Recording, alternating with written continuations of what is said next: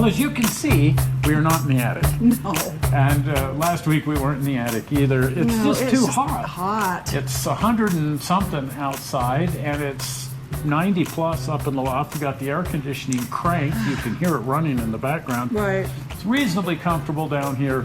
It's deadly just up there in the loft. And behind us. so rather than take the camera up there and die, we brought the toys down here on the workbench. And it's really nice down there. Yeah. So It is. anyway, what we wanted to show you this week are Kitmasters, Rosebud Kitmasters. They're British models made in England, and they were imported to the United States by AHM, who imported all the River Rossi Italian models, but they also picked up the distribution deal on these little guys, the Kitmasters. Oh, fun. And Rosebud Kitmaster of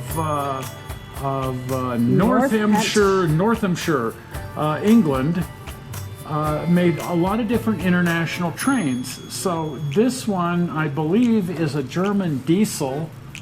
Wow. And I think it's just really kind of fun and cool. And the kits themselves, very basic. They sold for 49 cents. And they're around at the train shows, not for 49 cents. No. But they're still pretty reasonable. They're not motorized or anything. They're HO or OO scale, depending if you're following the British prototype or the British standards or the They're American standard, a standards. little different than ours. Slightly different standards, and whether it's double O or HO. This is the decal set, and my. the decals are completely destroyed because they just come loose on the sheet, They which do. is, so that happens. The instructions for the diesel electric shunter, Shunter. since it's called a shunter, perhaps it's British. I don't know. It's foreign. It's not American. And here's their little catalog, and it shows some of the other models. I want the middle one. That's the General. And we have two of them sitting We do? right here. Absolutely. So here's the General. Oh my goodness. Right here.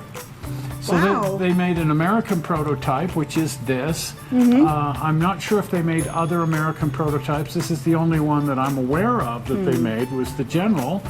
And the General has been modeled by a lot of companies on a lot of scales. And Mantua did it as an operating kit, which is a really good kit. And we've got 3 assembled ones up in the attic. We'll show you those at some point in time. Really nice metal kits. But this is the Rosebud plastic static model, not meant to be driven around. And as I say, we've got 2 of the Generals. And then this is another British engine, but almost sort of internationally famous, Stephenson's rocket. Right. And Stephenson made this to enter into a competition in 1825, as I recall. Wow. And it was so successful, won the competition, is billed as the world's first passenger locomotive, ran in England pulling actual passengers. And other countries were so fascinated by the engine, they, can we have it in our museum and so on. So years later, Stephenson built several more just to send to museums. And we saw one of those at the Museum of Science and Industry. We did. In Chicago, Chi-Town. Chi-Town. That was really neat to see Stephenson's rocket there. And there's another one, I believe, at the Henry Ford. But they're around because he made something like 6 reproductions, and I believe the original one is still there in England. But they've got French trains and British trains, German trains. They tried to be incredibly international with the Kitmaster line. And I've just gotten a kick out of them, so when I see them at train shows, I pick them up, not for 49 cents, No. but for a few bucks. They still don't go for that much money. And I haven't ever built one because I like them. Just like them in the box. I like ready them in to the go. box. They're pretty neat. Well, if you haven't been over to the channel, do pop on over to the channel.